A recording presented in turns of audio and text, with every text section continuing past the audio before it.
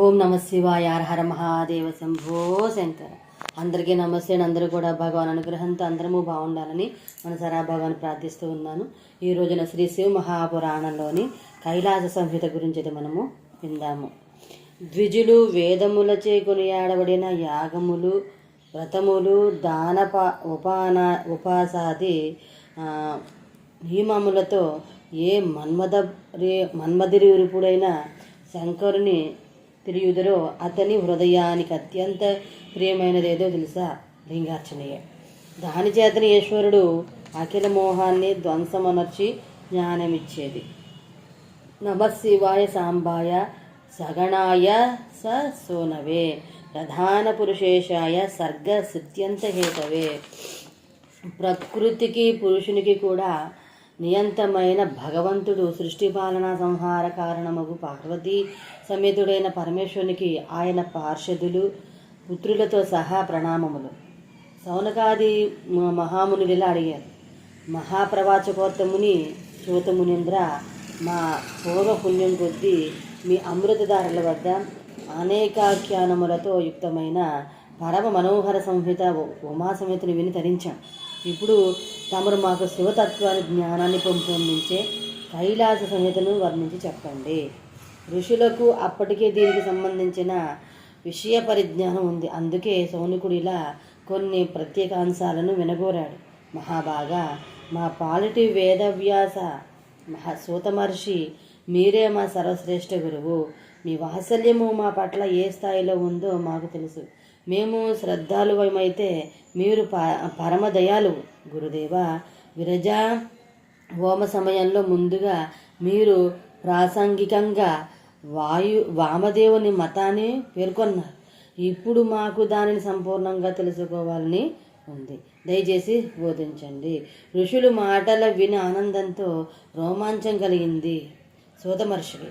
ఆయన తన గురువుగారిని, ఆయనకే గురుశ్రేష్ఠులైన మహాదేవుని, త్రిభువన జనని మహాదేవి ఉమాదేవిని భారీ సంస్కారపూర్వకంగా మనసులోని స్తుతించి ఇలా అన్నారు. మునులారా, అనన్య శివభక్తులైన మీకు శివతత్వాన్ని చెప్పడం నా అదృష్టంగా భావిస్తాను. పూర్వకాలంలో కథంతర కల్పంలో మహాముని వామదేవుడు మాతృగర్భంలో నుండి బయటకు వస్తున్నప్పుడే శివతత్వజ్ఞానాలలో సర్వశ్రేష్ఠునిగా కొనియాడబడ్డాడు.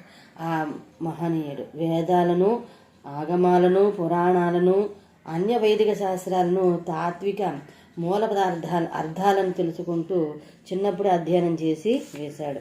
ఆయన దేవతల, అసురుల, మానవుల, ఇతర జీవుల ధర్మ, కర్మ, జన్మాంతర కర్మాలను కూడా తెలుసుకోగలిగి ఉండేవాడు. సంపూర్ణాంగాలపై కాంతివంతమైన భస్మాదులు అందుకుని ఎల్లప్పుడూ మెరుస్తూనే ఉండేవాడు. నిజానికి కైలాస సంహిత కైలాసంలోనే మొదలవుతుంది. పరమేశ్వరుడు ఉమాదేవికి సన్యాసం గురించి, అందులోని రకాల గురించి, వాటి ఫలాన్ని గురించి చెప్తూ ఉంటాడు. ఆయన అలా కొన్నాళ్ళ చెప్పాక వామదేవుడి ప్రసక్తి వస్తుంది. అనువాదకుడు వామదేవుని తలపై జటా సమూహం ప్రకాశిస్తుంది. ఆయన ఎవరిని ఆశ్రయించడు. ఆయన మనసులో ఏ వస్తువు పైన కోరిక లేదు.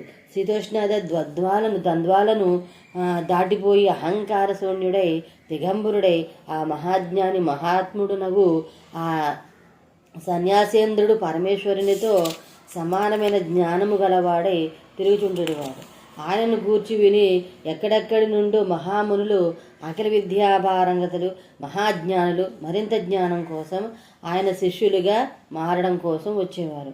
ఆయన ఆశ్రయించి ఆయన పాదపూజ చేసి వాటిపై నుండి భస్మాన్ని శిరస్సుపై ధరిస్తూ అనతి కాలంలోనే తమ జిజ్ఞాస తీరి వెళ్తూ ఉండేవారు. ఇటు వామదేవుడు ఒకనాడు అలా తిరుగుతూ మేరు పర్వతం దక్షిణ శిఖరంలోని కుమార శృంగ గుహలో ఏదో తెలియని ఆనందంతో ప్రవేశించాడు. అక్కడ ఆయనకు ముందుగా మయూర వాహనుడైన కుమార కార్తికేయుడు దర్శనమిచ్చాడు.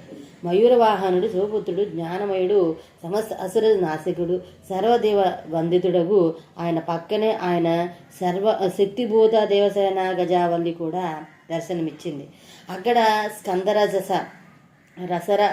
రసర అను పేరు గల ప్రసిద్ధ సరోవరం కూడా ఉంది. అందలి నీరు చల్లగాను తీయగాను ఉంటుంది.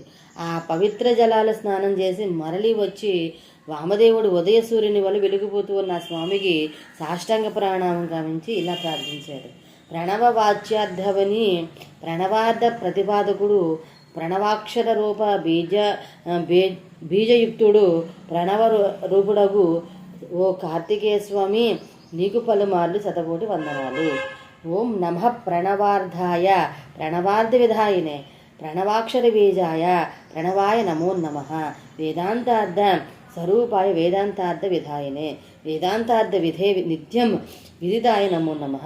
నమో గుహాయ భూతానాం గుహాసు నిహితాయ చ గుహ్యాయ గుహ్య రూపాయ గుహ్య గమవిధే నమః. అణోరణీయసే తుభ్యం మహితో హిమహీయసే నమః పరావరజ్ఞాయ పరమాత్మస్వరూపిణే స్కందాయ స్కందరూపాయ మిహిరారుణ తేజసే నమో మందార మాలోద్యముకుటాదిభూతే సదా శివశిష్యాయ పుత్రాయ శివదాయినే శివప్రియాయ శివయోరానంద నిధయే నమః. గాంగేయాయ నమస్తుభ్యం కార్తికేయాయ ధీమతే ఉమాపుత్రాయ మహతే శరకానన సాయినే షడక్షర శరీరాయ షడ్విధార్థ విధాయినే షడద్యాతీత రూపాయ షణ్ముఖాయ నమో నమః. ద్వాదశాయుత నేత్రాయ ద్వాదశోద్యత వాహవే ద్వాదశాయుధ ధరాయ ద్వాదశాత్మం నమోస్తుతే. చతుర్భుజాయ శాంతాయ శక్తి కుక్కుటధారిణే వరదాభయహస్తాయ నమోసుర విధారిణే గజావల్లి కుచాలిప్త కుంకుమాంకిత వక్షసే నమో గజాననానంద మహిమానందితాత్మనే బ్రహ్మాదిదేవ ముని కిన్నెర గీయమాన గాథా విశేష సూచి సంచిత కీర్తిధామ్నే వంధార కామల కిరీట విభూషణ స్రక్ పూజ్యాభిరామప్రద పంకజతే నమోస్తు. వామదేవుడి అనేక సాష్టాంగ నమస్కారాలకు ప్రదక్షిణలను నుతులకై చేసిన పిమ్మట నా కార్తీకుడు మిక్కిలి ప్రసన్నుడై మునింద్ర, పరమార్థంతో నిండిన ఈ స్తోత్రం నా మనసును గెలుచుకుంది. మీరు యోగులలో ప్రముఖులు, సరదా పరిపూర్ణులు, నిస్పృహులు. ఇట్టి మీరు యాచించదగిన వస్తువేమీ ఉండదు, అయినా కోరుకోండి మీకేం కావాలో అన్నాడు.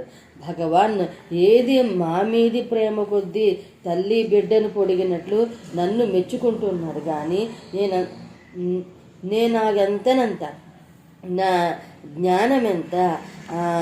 ఇప్పుడు ఆ జ్ఞానం కోసం మిమ్మల్ని వేడవచ్చాను. ప్రణవమే అన్నింటికన్నా మొత్తం అది సాక్షాత్ పరమేశ్వర వాచకమని వినియున్నాను. మహాసేనాధిప, నాకెప్పుడు మీలాంటి గురువు లభించలేదు. ఇన్నాళ్లకు నా బ్రతుకు పండింది, మీరే గురువుగా లభించారు. నన్ను అనుగ్రహించి ప్రణవార్థాన్ని ప్రతిపాదించండి. ఉపదేశ విధానంతో సదాచార పరంపర ధ్యానంలో నుంచుకొని నాకు మీరు ప్రణవార్థాన్ని ఉపదేశించండి కోరాడు వామదేవుడు. చెప్పసాగాడు జ్ఞానానందమయుడైన దేవసేనాని.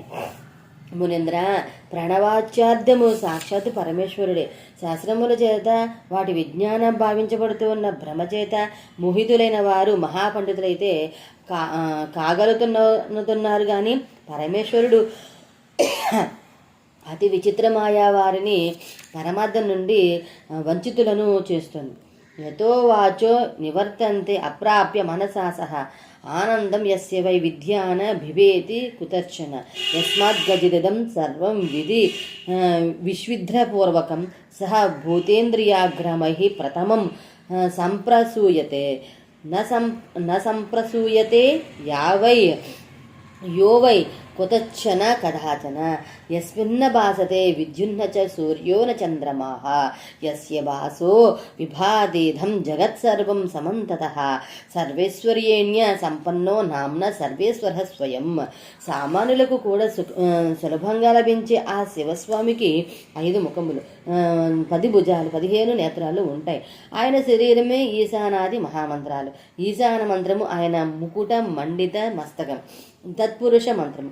ఆ పురాతన ప్రభువు యొక్క ముఖము, అఘోర మంత్రమాయన హృదయం, వామదేవ మంత్రం గుహ్య ప్రదేశం, సద్యోదాత మాయన పాదాలు. ఈ విధంగా పంచకళారూపుడైన పరమేశ్వరుడే పంచమంత్ర రూపుడు కూడా. బ్రాహ్మణులను కూడా దేవతలుగా భావించి ఒక చిన్న స్తోత్రాన్ని చెప్పిన మహాప్రాజ్ఞుడు వేదాంగవేత్త కార్తీకుడొక్కడనేమో 8 రకాల శ్రాద్ధాలను వారి సహకారంతో పెట్టిన తరువాత సాధకుడు ఆ బ్రాహ్మణోత్తముల పాదాలను కడిగి వారిని ఇలా స్తుతించాలి.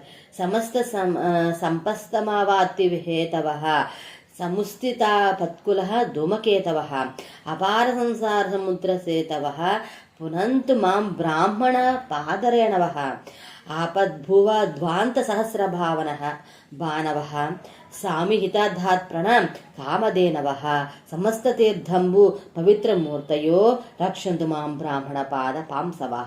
అన్ని రకాల శ్రాద్ధములను గూర్చి సన్యాసులు పెట్టవలసిన వాటితో సహా సౌనకాది మహామునులది వరకే వినియున్నారు. అయితే కొన్ని శ్లోకాలు మాత్రము ఈ కైలాస సంహితలో ఆనందంగా నివ్వబడ్డాయి. ఈ విధంగా మనం కైలాస సంహిత సంపూర్ణంగా అయితే విని ఉన్నాము. తర్వాత వాయవీయ సంహిత గురించి అయితే మనం విందాము.